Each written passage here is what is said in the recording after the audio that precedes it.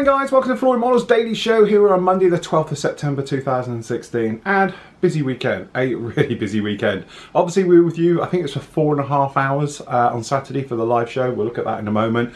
Great to have the interaction with you, great questions as always guys, and I hope you enjoyed it. Don't forget you can always catch up with it. Normally a day later, it takes about a day for the vlog to actually sort of catch up on YouTube. When you're streaming live it has to sort of re-render and edit, I don't know why but it does. And then obviously if we go over 4 hours that takes a day. I don't know why. If it's less than 4 hours, it's instant. If it's over 4 hours, it takes quite a bit of time. Anyway, great day yesterday. I must admit, we went off for a bit of a trip around the entire South Devon.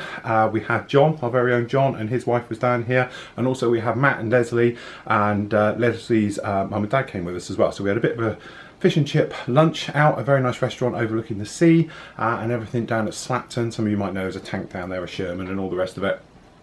So we had a complete trip right the way around South Devon, which was really nice because the weather was fantastic. Today, not so, pretty yucky out there. But anyway, I can't have everything.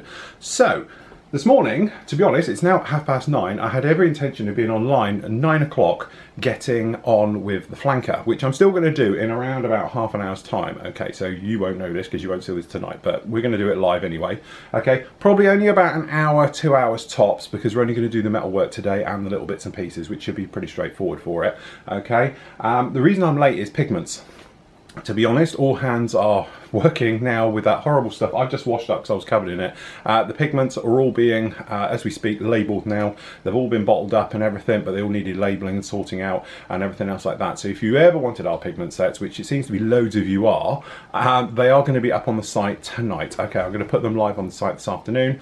So you'll be able to buy those as the full sets. Members, you get the big discount on it as always. Make sure you use the members area and don't just buy from the normal store. Okay, otherwise you won't get the discount there.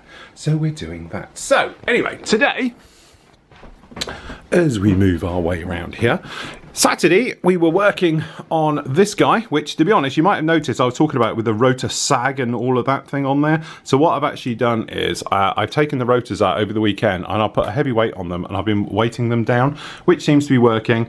But as you can see, we redid the tail section, did the metal work and everything else down in here, and we did the black bits and pieces. But for me it was all about doing the rotor head whilst we were doing the questions and everything else.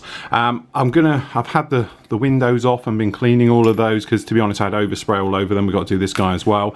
So what I'm going to do is some point between now and the next Saturday show get this thing completely finished apart from decaling. I'm going to do quite a few of the decals, but the tricky ones I'm going to leave off and then I'll show you how to do those. Okay, so some of the more intricate ones and the bigger ones perhaps we'll show about it. We say on camera, enough look red. I've got Steve's trouble now because to me it's not red, it's orange.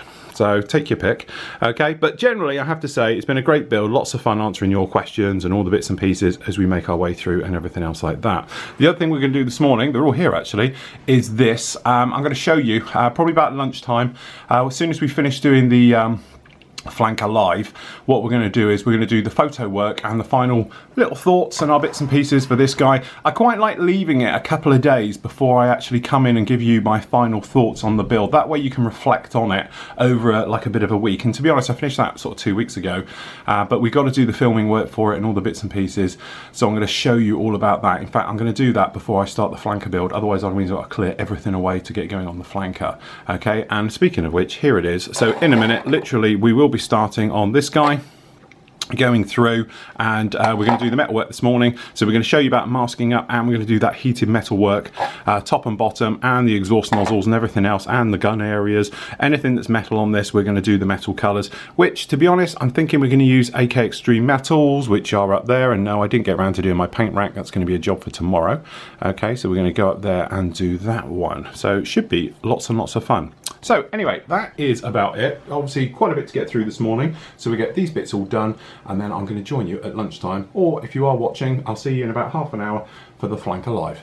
Okay then guys, there we go, all completely finished off. What can we say? It's been a fantastic summer build. We've done something completely different for this type of one. We've done lots of firsts for me and hopefully for you guys as well. So a quick recap of what we've done. We've taken technically a bog standard, not very nice kit, let's be honest, it's very basic. It is what it is. It's a 1/32 Revel Focke-Wulf. But actually what we did with this one is throw everything aftermarket at it and show you in detail.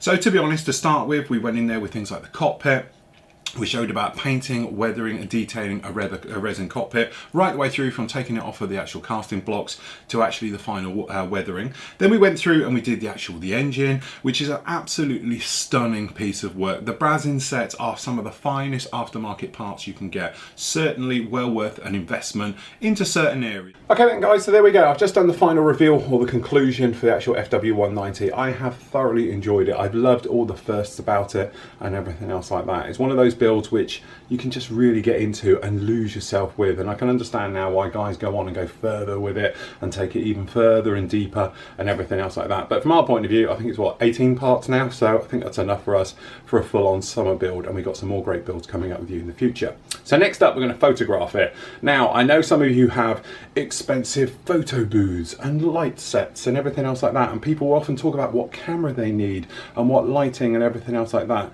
Trust me guys, I don't use anything. Some of my best photos were taken on my iPhone, to be honest, and on this camera that I'm filming you on right now, which, as you know, is a tiny little point and shoot. Okay, so this is my setup and exactly how I do it. What you're going to need is, okay, the model. Okay, so obviously over 190, we have a couple of clamps, 2 paperweights, okay, just to hold things down, a roll of coloured card of whatever you want, a chair is handy, and if you can, 2 light sources. So we got that one and we have that one there, which shine down right here. Then you're going to need a camera to shoot it on. So yes, we'll be using this one because this is what I use because it's got slow motion and all those bits and pieces built into it and all the nice stuff. Okay, so that's that guy. So easiest thing and the way I actually do this is if I just stand this guy here, you can watch. Okay, so hopefully you can still hear me. We'll just move the model out of the way just to give us a bit of space. A couple of paperweights, clamps we're going to use because we're going to hold it. Okay, we're just going to grab our card, and to be honest, this is just black card. Okay, it's nothing fancy. All right, so that just goes down in here. Then we're just going to put a paperweight on one and on 2. The chair gets turned round. Okay, and then we just use a couple of clamps to hold this in place. So we're just going to put one there. Okay, and we're going to stick one up here. And then what we're going to do is pull it slightly back, just so the card has a nice even swoosh to it. Okay, literally just like that. So that is our thing, and as you can see, you get the light bank behind it as the light is reflecting off of it. Then our point of view, we'll stick this guy right here. Okay, and that is literally it. Okay, now the big thing is, when you're photographing, zoom. Okay, zoom is your friend. If you don't zoom, you're going to get commonly known walleye vision. Okay, so literally you get that sort of fish-eyed look and everything gets stretched. But for this point of view, we will zoom in something else like this, and this gives us how we take it. Now you don't need to use a rotating stand. I do it obviously just for filming purposes, but it's literally just as simple as that. So what we'll do is, we will literally, if we stick this guy just here, okay, we move some stuff out of the way because I need to wiggle the camera around and all the rest of it. There we go, if you sit there you can see it a bit. So what we're going to do is we'll just turn on the stand. Okay, he will rotate. We'll just move those slightly out of the way. Just get the card so you get no creases in it or anything else like that. It spins around, and then to be honest, we bring our big camera over. Okay, and then the big camera is obviously seeing this. We can get this to lock in.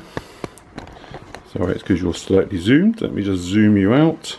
So I have the big camera and it is in, and there we go. It just looks down in here like this, and as you can see this spinning around. So what we're doing is just making sure it is center. To be honest, it doesn't look half bad. And then we hit record. And to be honest, I think we can just drag this slightly to one side. So there we go. And that is literally it. It's recording now the actual model zooming around here, or as you say, we can watch it on here. and that is literally it. And then what we do is, after it's done a few rotations like that, we'll just adjust the angle and change the angle up a bit. Okay, so from that point of view, if we just pipe you over here, we'll just move the camera in from a higher angle, just back it out a little bit. And what we'll do is we're just going to sit this guy here. And the trouble is, you don't want to get in the light. That's why you need to completely move out the way. So we just need to reverse this up just a little bit. Just need to bring it in so we're clear of the light sources. So we're just making sure that we've got all the details in as it spins round. And I'm always recording, because what I'll do is I'll just move away. So what I've done, take a step back. Again, it's removing. Now, if you're doing this under a stills camera, your best thing you can do is use a tripod, lots of light, and then what you want to do is you set this thing up for a sort of slow exposure. So what happens is that you'll get the most amount of light through. But the thing is, you need a tripod and technically a timer. If you put it on like a 5-second shot, you can step away from it, let it take the shot, nice slow click, and then obviously you'll get the maximum light through. Your shutter speed is long, in other words, and then that way you should get a nice clean photo. I still maintain, for you guys that are really on a budget and you don't have the huge lights we have on today, okay, is literally take them outside, get a nice day outside. I used to take my shots, to be honest, around about 11 o'clock in the morning outside, and that is absolutely great, because that way you get the almost strong perfect noon daylight. Okay, but I've done it in the winter and everything else just like that. Okay, and if you have got like a south facing white wall, take it with that behind you, and that light will reflect off and act like a giant white you know, backdrop for it. Okay, but I quite like the black. I think the black works with pretty much any colour. Okay, so we do things like that, and then what we're going to do is, once that's done, we'll do some nice tracking shots with it. So what we do, we'll find the on-off button, which is around here somewhere. Okay, so you've got a couple of options. You could take it off, but the thing is, I do like it on here, because what it does, it enables it to get the camera lower. So we've got this guy, so now we just do our quick release and we remove our camera. We've got that off, literally just like this. And then what we can do handhold mode, and we're going to zoom in slightly. And then we can do point and shoot at different areas of the model to lock it. And we do that nice fading and panning. And there we go. I say a lot of holding your breath as well. So there we go, guys, that is it. That's how we take our photos. I am now absolutely sweating, so I hold my breath as I do it. I will invest in a steady cam or one of those slide things one day when I can afford it. But there we go, simple, easy way of doing photos. You can be the judge if they're good. Okay, so really busy morning. To be honest, we've done the flanker, we've done that bit said about. Just to point out though, where are we? There we go. So main site, okay, and the pigments are now up. So you can go in the store for non-members, pop in here, and then pigment section is on, and you can buy the box set or individually. They're all down there, in there, just like that. Okay, so you can buy them there. Members, remember, log in, then come over to the subscription area over here, okay, and then go down to members offers, and then you'll get the members prices. Okay, so you get a bit of a discount down on there. Okay, and they are down, scroll down the bottom, there's your pigment set down there. It's 29 quid for members, okay, and everything else like that. So there we go, that's all down there. And to be honest, apart from the sander sets, which we don't do as discount price, because to be honest, we make not a lot on them anyway. Okay, so but the sets you get a good discount, washes you get for a £5, okay, and everything else like that. All right, so that is down in there right now. Good old job on this particular bill when we were doing this. There we go.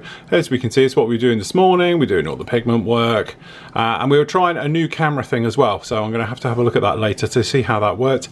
But that's us when we were doing all that nice metal work down there on there. Okay, so that is in, which means hopefully there's pigment absolutely everywhere, because it just right. Okay, so down here is our flanker, all nice done. So done the gun area, that was really nice. I like the titanium colour, I think it looks really nice. And there is our engines at the back and our engines underneath, all done there now, just like that. And as we spoke about, we've done all the small parts, we painted all of them live on the show. And then what we'll do next week we'll get in and we'll get them properly all together. So what I'll probably do is put this completely to a side, leave it till next Monday, and we'll probably do another live one with you next Monday, where we'll then be putting on the decals. We'll get it completely decaled and done, and then we can actually talk about putting on the small parts on there. And that thing we were talking about in the show about double dipping the canopy as an afterthought, not before, if that makes sense. Well, it will do if you watched it. We'll do that as well to show you, and that will probably bring that to an end. Now, as you said, I have recorded that footage on the computer as we were streaming it, which means I don't have to stream it and record off of the cameras above. So what we were talking about, having this two-stage thing where you can watch me raw or edited, looks like it is going to be come to fruition, which would be really nice then. So you guys, if you want to watch the full thing and watch your build start to finish, no edits, no nothing, you can do it that way. Or if you want to see the more polished, highly edited, sort of, you know, after thing, you can watch it as well. So it's a personal choice which way you want to go. So now, the time is now just coming up for 1:20. What I'm going to do is get the editing done now for the 190. It's going to take me about an hour and a half. Get that up on the site, get the photo sorted out for it, all the bits and pieces out like that. So you've got that for tonight's something to watch tonight and everything else. So talk about a lot of stuff. So you've got what, 2 hours of footage this morning from actually doing the SU, and then you've got the 190 and everything else, so forth and so on. Okay, so pretty much quite a lot to get on, and I've got to do the orders at some point as well. Never mind, I'll catch you on tonight's news show. So there you go, what an incredibly busy day. To be honest, we are now 4:45. Just got back in here, I'll do this and we'll edit this up and get it up on the site. But everything is in place now. Everything we wanted to today, we've done. Really good day. So we got the pigments up on the site now. If you're ever interested in the Flory models pigments, we've got them here. The full sets are available and as individuals now, right the way through. There's 8 colours in the range. No, there's not. There's actually 6 colours. Oh no, there is 8 colours in the range actually. I'm just trying to work them out. It's been a while since we've done them. They've been out of stock for a while because we've had to have one of the colours physically made for us, and it's a really odd colour, and last time it came in it was a little bit wrong. Apologies, it's been a long time, but they did say 12 weeks and they made it here in 11, so that wasn't bad going. It just took me another couple of days to get them sorted out, but they are up on the site now, so you can go ahead and you can get those we said about. Then we got on with the flanker, which I hope you agree looks absolutely fantastic, and I'm just first going to rub these because they do like a little bit of a rub, which is really weird. So do the old genie job on the metallizers. They don't leach anything, just you give them a bit of a rub, they tend to just come to life and give that more metal look to them. But really impressed with how this has come together now. Loving the AK paints, they're just so forgiving. Had a little bit of trouble with them, I must admit. So if you do want to go off and watch the full video on this one, I can't remember exactly how long it is now. I think it's just over about an hour, hour and a half. We go through it, answer a few of your questions as we make our way through the build. But as we said before, I've done all the small bits for it. And in the next part, which I'm not sure exactly when it will be, but obviously we'll be really finishing it off, bringing it all together, getting it together. But we have got a few other little weathering things we're going to do to it, and all the different bits and pieces like that. So no problems with that one. Great day on Saturday we spoke about. It's over here. The Dolphin helicopters coming together really, really nicely. Thank you for joining us on Saturday. A bit of a 4 hours 20 minutes I think we did in total, so quite a bit of a marathon, but definitely well worth it. Lots of fun and giggles and laughs, and obviously all your questions that we can get through the entire show as well. Next build we do is definitely going to be a bit easier though. Big thing for today though was actually the last part of the FW190 build is up with you. This was our super build, monster thing, 17 parts. Now normally 17 parts would normally be half an hour apart, but as we know some of those are 2 hours long. So it's a huge build. It's got to be just short of like, I don't know, 22 hours total video build on this one. And obviously because we've covered all the individual parts and everything else like that, there's a lot of information into it. Probably our biggest build today. I know it might be seen we've done bigger and better builds in the past, but for pure quality information and all the different stages we went through, that has got to be it. And it's something I do love doing. As you know, every year I'll do something huge, monster type of thing. That is it. It's been taking a long time to come to fruition, but we've definitely taken a mediocre kit at best and turned it into something really special. Okay. But anyway, that's enough of that one. So tomorrow we've got Tuesday's Q&A up with you. Obviously, I'm going to have Matt here as my guest with Steve. We're going to be going through your questions. So if you have got any, please post them up into the actual Tuesday question section with Phil and Steve, and we'll get through as many as them we possibly can. I think we're undefeated. We usually get through them all and everything else like that. So that's it from me today. Hopefully tomorrow will be a slightly calmer day. I intend to work on the Chieftain. So we're going to get the Chieftain into primer and make our way through it. I might and get a base colour on it if I can, and everything else like that. And then we're going to be looking at actually starting our next model, which will be really exciting. So we got Gundam, big thing with that one, and also we got an F1 Mitsubishi in specialist markings with wraparound camo. Some really nice features on that one as well. So we've got lots to look forward to. Anyway, I'm going to leave you with the final reveal from the FW190. So thanks for joining me, and I'll catch you all tomorrow. Okay then guys, there we go, all completely finished off. What can we say? It's been a fantastic summer build. We've done something completely different for this type of one. We've done lots of firsts for me and hopefully for you guys as well. So a quick recap of what we've done. We've taken technically a bog standard, not very nice kit, let's be honest, it's very basic. It is what it is. It's a 1/32 Revel Focke-Wulf. But actually what we did with this one is throw everything aftermarket at it and show you in detail. So to be honest, to start with, we went in there with things like the cockpit. We showed about painting, weathering and detailing a resin cockpit, right the way through from taking it off of the actual casting blocks to actually the final weathering. Then we went through and we did the engine, which is an absolutely stunning piece of work. The Brazin sets are some of the finest aftermarket parts you can get. Certainly well worth an investment into certain areas. And let's face it, this engine was complete wow factor from start to finish. It's one of those things where you could have it on a little pedestal on its own and you could show it, you know, to the world and be very, very proud of it, let alone installing it into the aircraft. Then we went along things like the gun deck. The gun deck, again, beautifully detailed, well worth the time and the investment to show it off and everything else like that. The spinner and obviously the prop section and everything else, again, the resin parts far superior to what you're actually going to get in the kit, but not one of those which I would run out and definitely do again. Bang for buck, I don't think it's really worth it. The gear, again, the gear, absolutely fantastic. My one thing with this particular aircraft over the years has been gear getting broken. This isn't just white metal gears, this is actually brass, so it's extremely heavy, extremely strong, and this aircraft sits as strong on its gear as any other World War II fighter that I've ever built, let alone when it's at a crazy angle, very gangly and looks very fragile. This thing is completely rock steady and I've got no qualms about it travelling or anything else like that and getting broken because it's absolutely solid. Then we went along and we did something we'd never done before with this particular one. We riveted it, and let's face it, the kit needed it. When you're to this type of scale, 1/32 scale, you need to pay attention to the small details because the small details aren't small in this scale. They get bigger, very noticeable, and this is the thing with this kit. I think if you don't re-rivet it, it's just missing that thing. I've seen lots of these kits build. I've seen some fantastic jobs done on them. I've seen fantastic weathering, paintwork, and everything else like that. But unfortunately, they're all lacking that type of detail which you really need in this scale, and that is riveting. Now, we had two options on this. To be honest, we were going to use the actual raised rivets, the resin ones, the sort of dry decal sets ones that go on here, but to be honest, they didn't work. I don't like them. I think they're a waste of money if I'm honest, okay? So we elected to scrap that idea and we went down for using Rosie the Riveter, and basically my first time using a quality riveter. Yes, I've used riveting before. I've done it in every shape and form as everybody else has done it. Rosie the Riveter just gives me the confidence, and that is the thing with any type of modelling when you're doing delicate little details, is the confidence. If you've got the confidence, you tend to just go in there and hammer at it, okay? As soon as your confidence builds up, you get quicker. This only took 2 hours to re-rivet the entire thing. Now, I'm thinking if this had been the old way of me riveting, it was going to take me probably a week.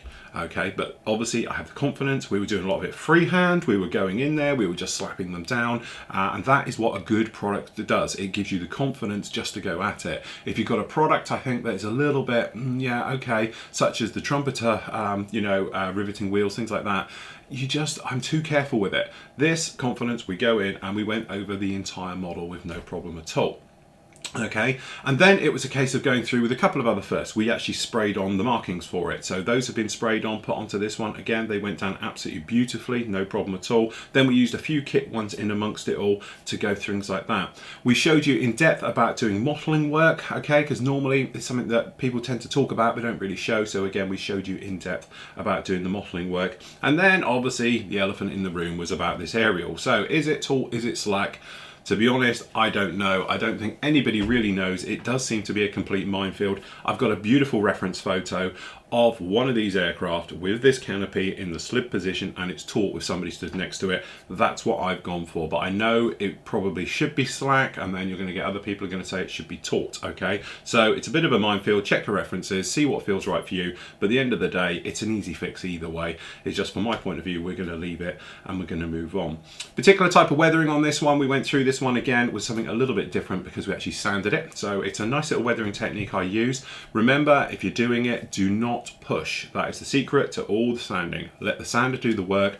Very light strokes, just dragging, not pushing down, otherwise you're going to go straight down the plastic. But you can weather the paint, and that is what we did on this one. We went through and did lots of different techniques on this one. So this one under here, for instance, we've got clay wash all over it, but also down under here we've got things going on like oils. We've got in here, we've got freehand airbrushing, we've got enamel washes from AK to give us an all over effect. And then we went around the entire model and basically went along with tiny little bits of weathering details, such as little streaking, little stains, little bits and pieces all over the entire thing to give it depth. We were talking about scale recently on one of the live shows. This is what we mean by it. It should have good depth. If it's got good depth, your eye is drawn into it and drawn over the various layers over it, so it has a great scale effect. It's been one of our biggest projects for something so small, but actually this is a 17 or 18 parter at the end of all of this, but I have thoroughly enjoyed it. I hope you've enjoyed it, and if you have, join me again next time.